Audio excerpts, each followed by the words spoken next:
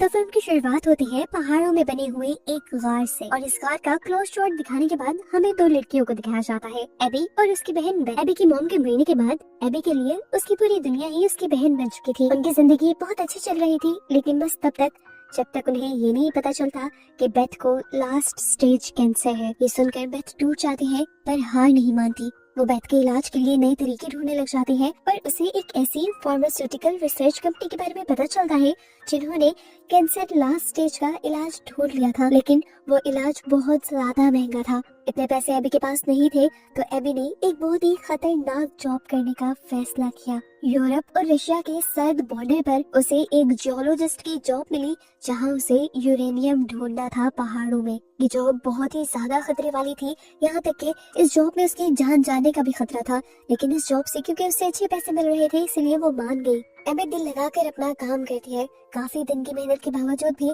इन्हें कहीं यूरेनियम नहीं मिलता, तो एबी अपने कलीग से कहती है कि हमें पहाड़ों के और घने जंगलों के अंदर जाना चाहिए। उसका कलीग ये खतरा लेने के लिए तैयार नहीं था, क्योंकि वो जानता था कि इसमें उसकी जान को खतरा हो सकता है।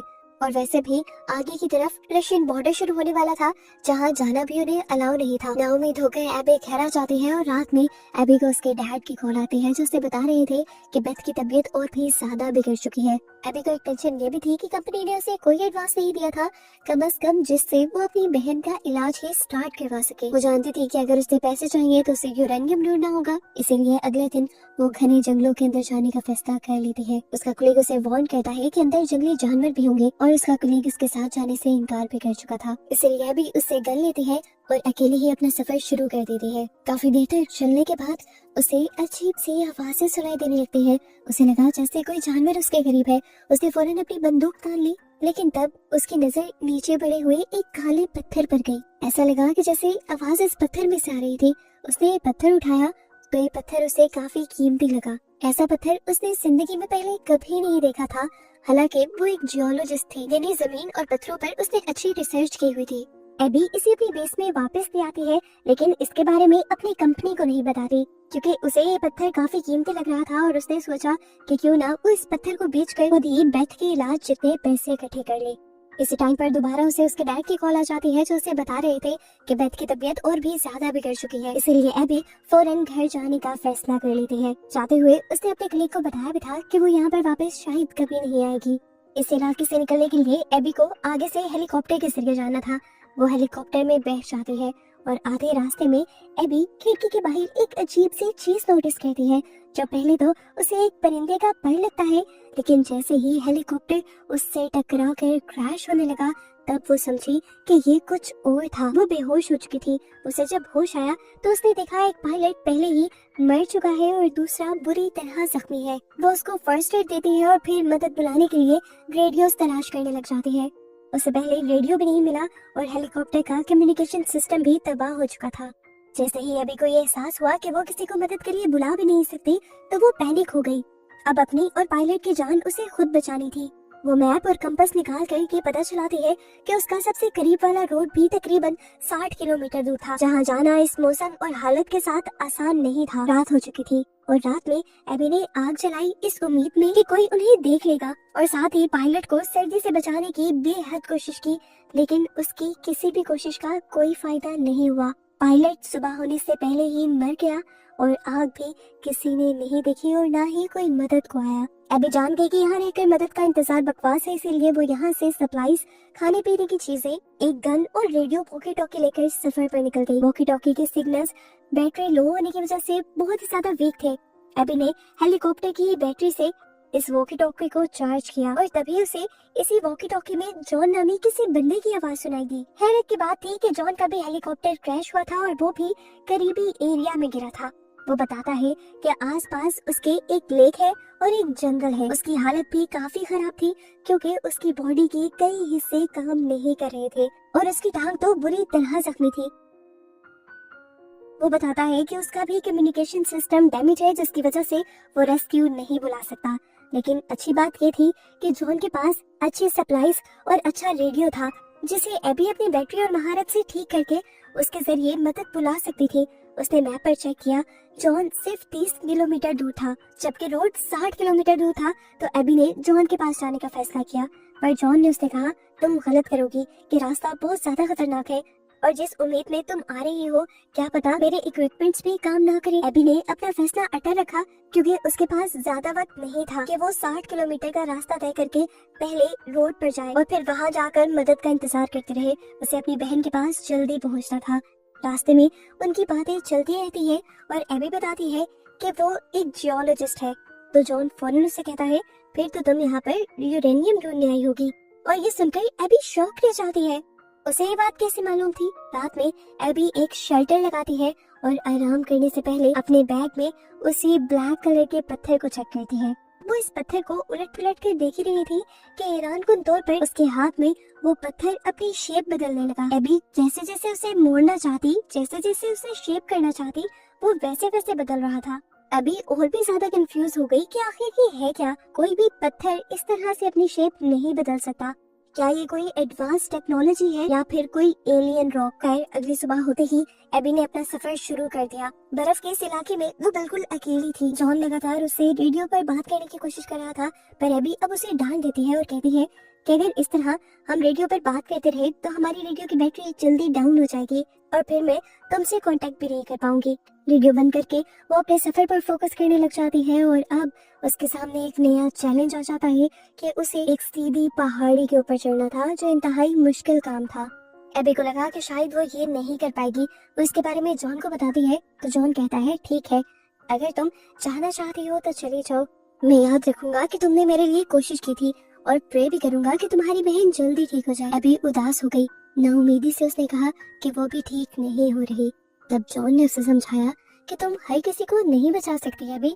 ये सुनकर उसे गुस्सा आता है और वो जॉन को डांट कर कहती है इस टाइम मुझे किसी नसीहत की नहीं बल्कि मोटिवेशन की जरूरत है ताकि मैं आगे बढ़ती रहूं। जॉन कहता है ठीक है, जो तुम्हें ठीक लगता है करो। एबी इस मुश्किल पहाड़ी पर चढ़ना शुरू कर देती है और जब सपोर्ट नहीं मिलती तो ऊपर चढ़ने के लिए अपने चाकू का इस्तेमाल करती है, लेकिन एक पॉइंट पर आकर उसका चाकू भी पहाड़ी में फंसकर टूट जाता है और अब उसका ऊपर चढ़ना बहुत ज्यादा मुश्किल हो रहा था। एबी को इस टाइम वो स्टोन याद आता है जिसकी वो शेप चेंज कर पा रही थी। वो स्टोन को निकाल कर उसे एक चाकू की शेप देते हुए उसके जरिए ऊपर चढ़ने की कोशिश करती है और ये स्टोन उसकी बहुत सारी मुश्किलें आसान कर देता है। उससे अपने आप को ऊपर करवाती है और आखिर पहाड़ की चोटी पर चढ़ जाती है।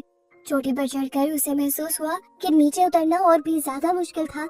ये एक खाई जैसा था, अगर वो गिर जाती तो मर जाती। उसने उस स्टोन को अब लंबे रोप की शक्ल दी और उसके जरिए आखिर वो नीचे भी उतर गई। नीचे उतरते ही उससे फौरन जॉन ने कांटेक्ट किया और उसे बताया कि आगे रशियन सरहद है, अगर तुम वहां तक गई तो तुम्हें देखते ही गोली मार दी जाएगी। ये सुनकर अभी डर गई। वो पीछे मुड़ने ही लगी थी कि गलती से उसका पाँव स्लिप हो गया। पाँव के नीचे से पत्थर सरके और वो भी ढलान से नीचे जा गिरी और इस वजह से उसकी टांग भी बुरी तरह जख्मी हो चुकी थी। उसने अपने टांग पर पट्टी बांधी और अपना सफर दोबारा से शुरू कर दिया क्योंकि उसे रुकना नहीं था। वो चलती रही यहाँ तक कि शाम होने लगी और फाइनली उसे एक बस्ती दिख गई।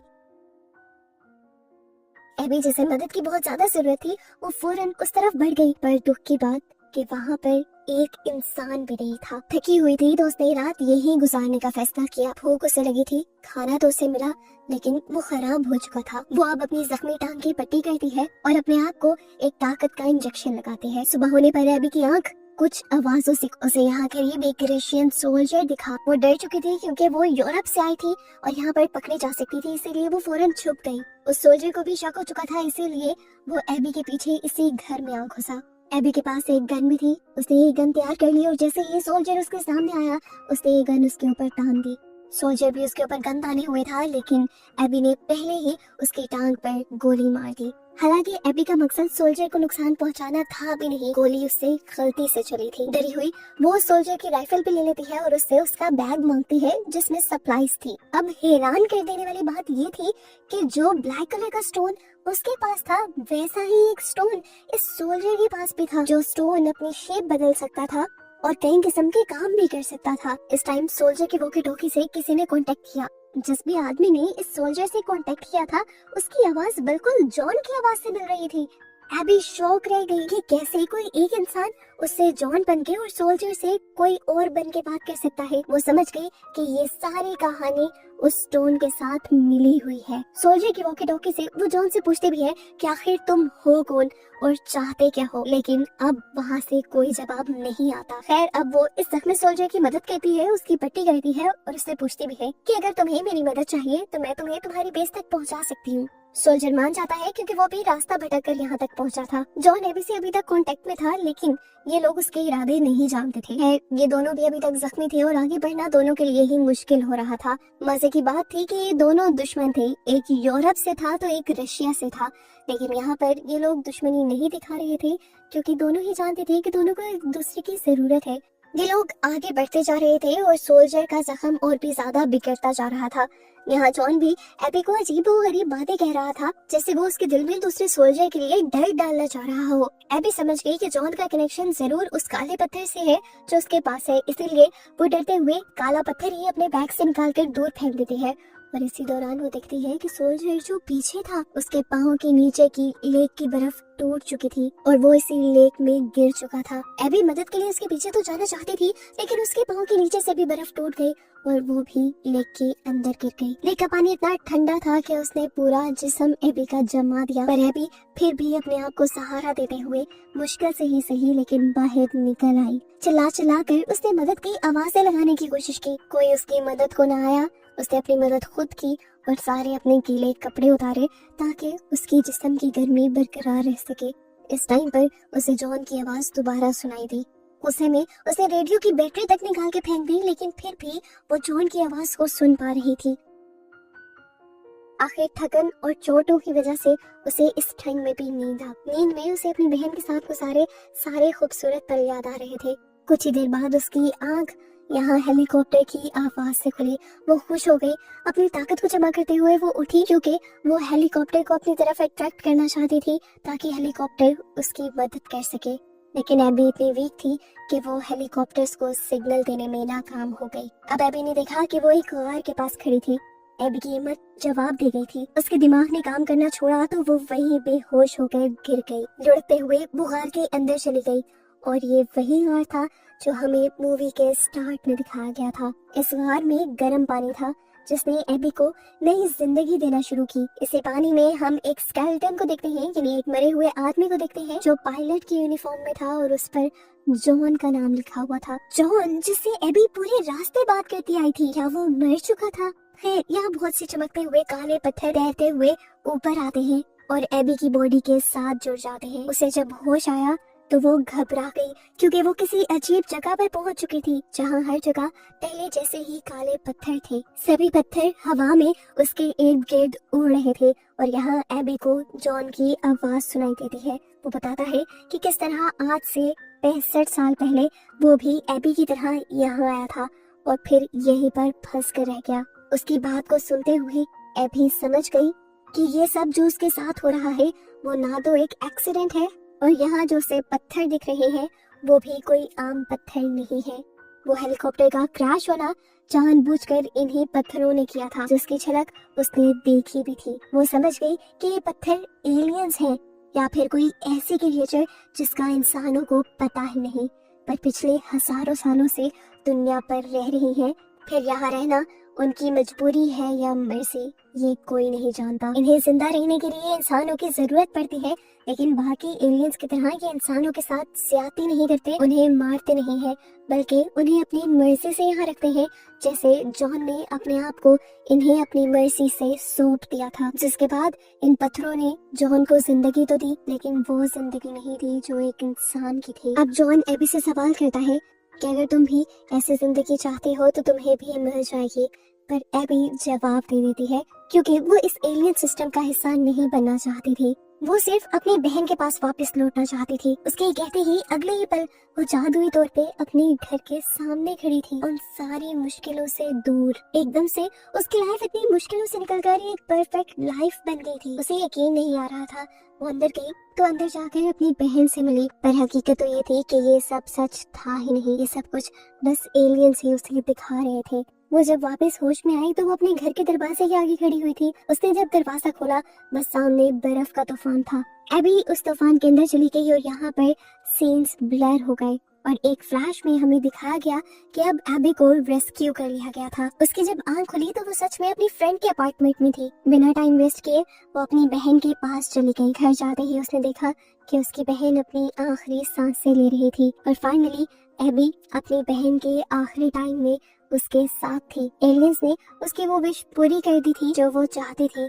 आखिरी टाइम में वो अपनी बहन के साथ रहना चाहती थी। मूवी के एंड में एबी अपनी बहन और अपनी डैड के साथ थी और उसने जॉन के कहने के मुताबिक मौत को भी एक्सेप्ट कर लिया था और अब वो अपनी बहन की मौत के लिए तैयार थी। और बस इसी इमोशनल सीन के साथ ये मूवी यहाँ एंड हो जाती है।